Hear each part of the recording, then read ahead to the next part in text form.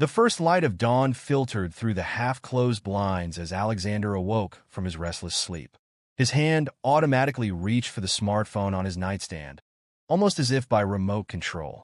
The bluish light of the display broke through the peaceful dawn while his tired eyes mechanically scrolled through the endless flood of notifications, emails, and social media updates. The sacred silence of the morning, that precious time of inner contemplation and reflection, was mercilessly swallowed up by the digital cacophony of the modern world. The numbers on his display showed 6:30 as a vague feeling of unease began to rise within him. Something essential was missing this morning, a fundamental emptiness that was only subtle at first, but became more apparent with each passing minute. The new day had begun without him having addressed a single thought to his Creator. No humble thanks for the gift of the morning, no silent prayer for guidance and strength, no moment of reverent pause before the Almighty. The morning routine continued as usual, hectically. Alexander rushed through his bathroom, his mind already on the upcoming appointments and obligations of the day. The hastily gobbled down breakfast tasted bland, as if the self-centeredness of his early morning hours had also tainted the taste of his meal. His thoughts revolved exclusively around his own needs, his own schedule, his own priorities, as if an invisible veil of self-centeredness had fallen over his perception. In the heavy rush-hour traffic, he felt his inner tension steadily growing. Small adversities, a seemingly endless red light, an overly cautious driver in front of him, a cyclist crossing his lane, turned into massive obstacles in his perception. The missing moment of morning dialogue with God had set a fatal chain reaction in motion. Without the spiritual anchor of prayer, every challenge seemed insurmountable, every frustration unbearable. It was as if he were wearing an invisible, leaden coat that paralyzed his movements and enveloped his thoughts in a gray fog. In his office, he met Maria, a longtime colleague whose balanced charisma he had often noticed.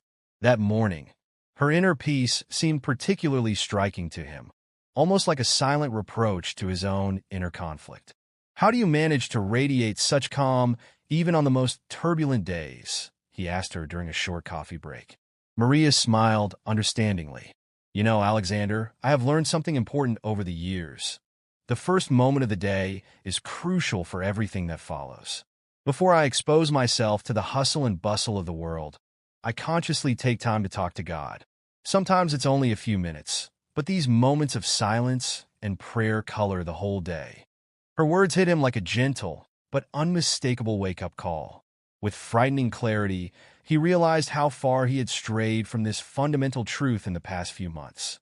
His smartphone had become the first person he spoke to in the morning, social media his first thought, digital networking his top priority. His living relationship with his Creator had imperceptibly faded into the background, pushed aside by the tyranny of urgency. The afternoon dragged through the hours like viscous honey. Every task seemed harder than usual. Every decision was marked by uncertainty.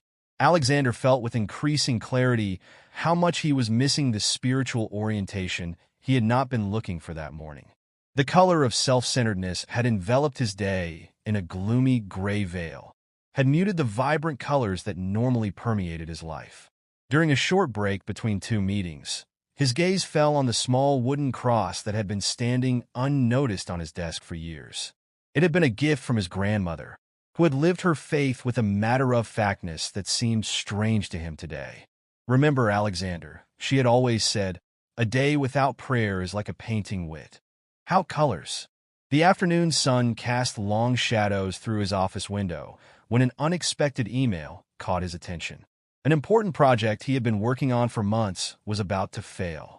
In the past, such news would have sent him into a panic, but today it triggered a different reaction. For the first time that day, he folded his hands and closed his eyes. "Lord," he whispered, "I know I started this day without you, but I need your wisdom and guidance now." The last hours of work passed in a strange mixture of exhaustion and growing clarity. On the way home through the evening city, he began to reflect. The words of his colleague Maria echoed in his thoughts, mixed with memories of times when morning prayer had been as natural a part of his day as getting up itself. Back then, his life had had a different color, one that was characterized by trust, gratitude, and inner peace. When he got back to his apartment, he sat down heavily in his old reading chair. The day weighed on him like a heavy garment, but instead of turning on the television as usual, he sat in silence. His thoughts wandered to the countless mornings when he had put God second, third, or last. The missed opportunities played like a film before his inner eye, moments when he had preferred the digital world to his spiritual connection. "Lord," he began quietly, "forgive me for my blindness. Forgive me for putting my own priorities before yours, for forgetting how much I need your guidance, how much my life depends on your presence." When he opened his eyes, something had changed inside him. The burden of the day seemed lighter, the inner tension less oppressive. He reached for his worn Bible, which lay dusty on the side table. As he opened it, his eyes fell on a marked verse from Psalm 38. "Lord, all my longing is before you. My groaning has not been hidden from you." The words touched something deep in his soul. Alexander began to understand that his morning routine was more than just a habit. It was a reflection of his spiritual priorities. Every time he reached for his smartphone before prayer, he had unconsciously chosen to prioritize digital connection over divine communion. In the silence of his living room, he made a conscious decision. Tomorrow would start differently. His smartphone would no longer be his first thought, his first conversation partner. He got up and went to his bedroom, where he usually charged the device overnight. With decisive movements, he put it on airplane mode and put it in the bottom drawer of his dresser. As he prepared for the night, a new plan developed in his mind. The alarm would go off 15 minutes earlier to make room for intentional time with God. His old study desk, which had served primarily as a storage space in recent years, would once again become a place of encounter. He cleared away the accumulated papers and placed his Bible in the middle, next to a new notebook for prayer requests and spiritual insights. Night fell over the city as Alexander went to bed. For the first time in a long time, he felt a deep anticipation of the coming morning. It was as if the day had taken an important turn despite its difficult start, as if the gray color of self-centeredness had begun to show cracks, through which the warm light of another, better color was already shining. Sleep came quicker than usual, no longer interrupted by the habitual glance at his smartphone. His last conscious thoughts formed into a simple prayer: "Lord, help me to begin tomorrow with you. Let me wear your colors." When the alarm went off the next morning, it was still dark outside. Alexander opened his eyes and immediately felt the difference. No electronic distractions were pulling at his consciousness. No digital duties were pushing themselves to the forefront. Instead, an expectant silence filled the room.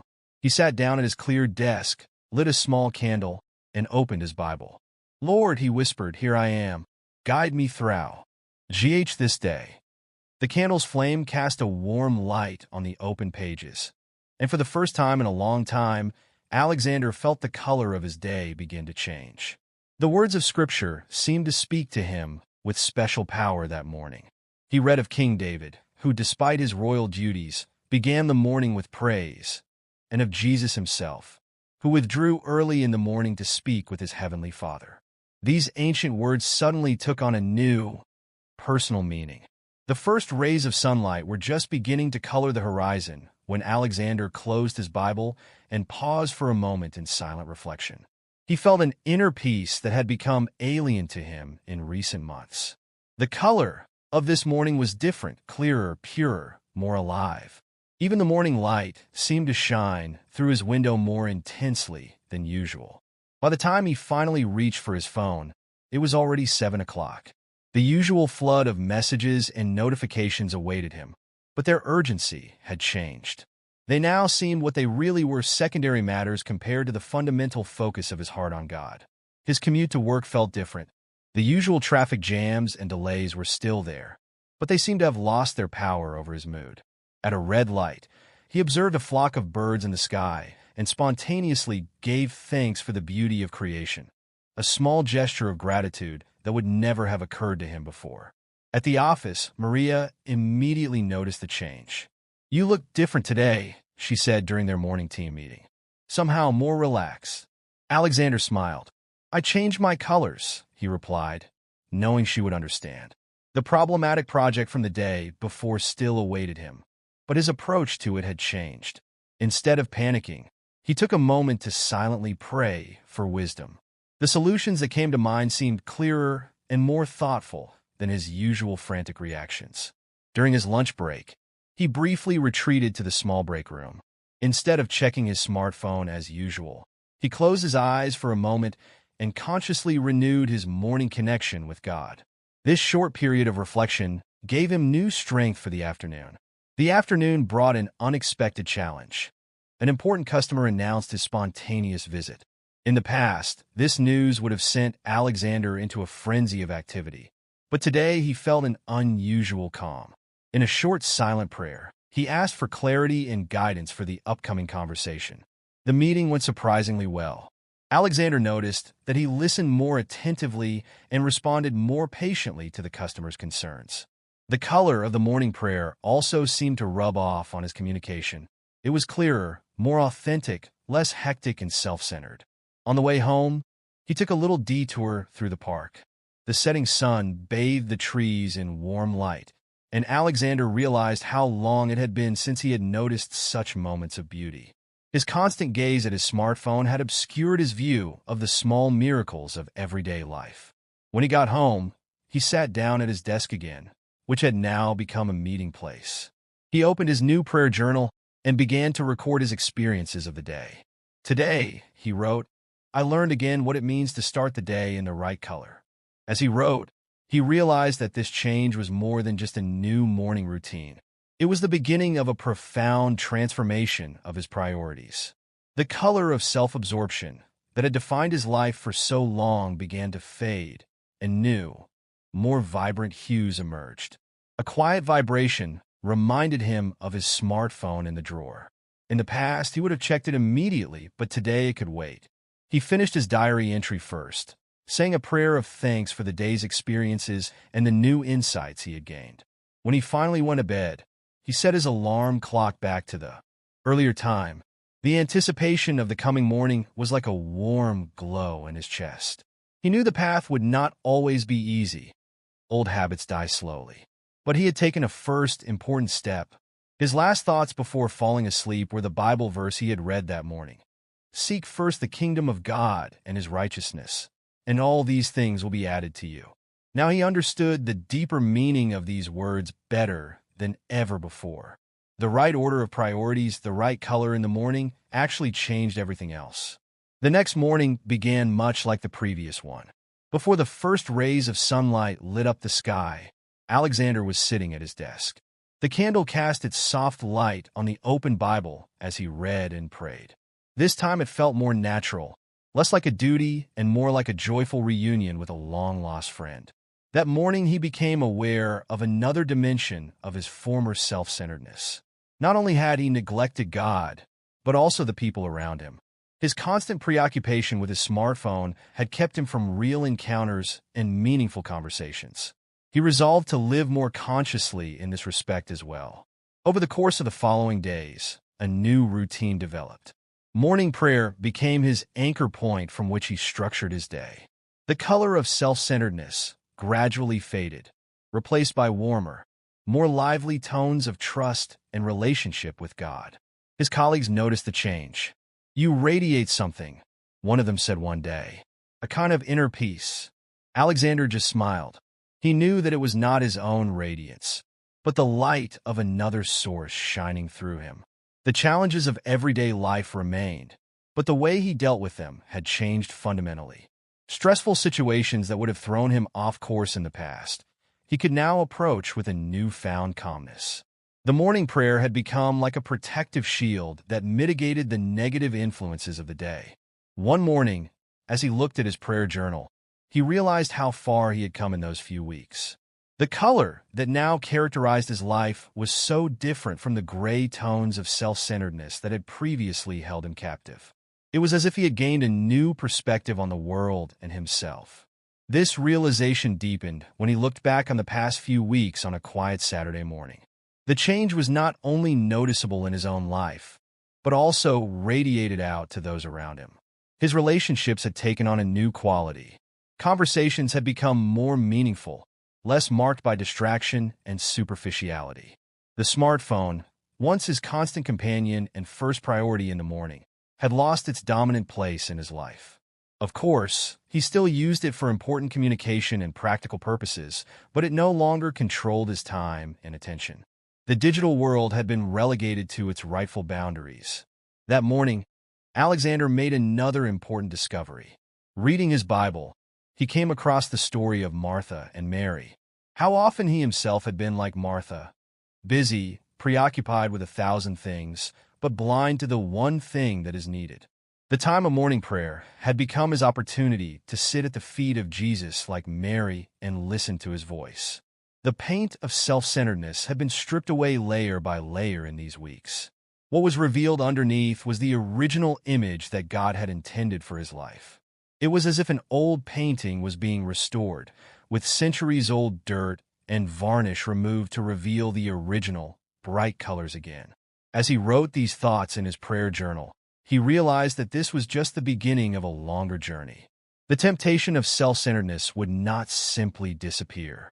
It would keep trying to creep back into his life, especially in the early hours of the morning when the day's decisions still lay unwritten before him.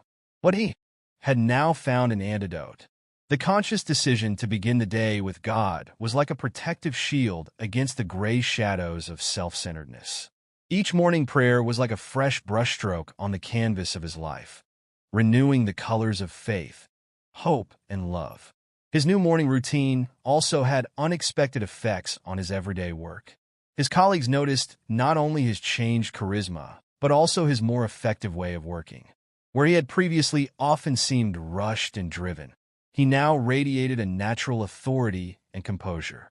The time he spent praying in the morning seemed to pay off many times over in the form of clearer decisions and better concentration. On one particularly challenging day at work, this change was put to the test.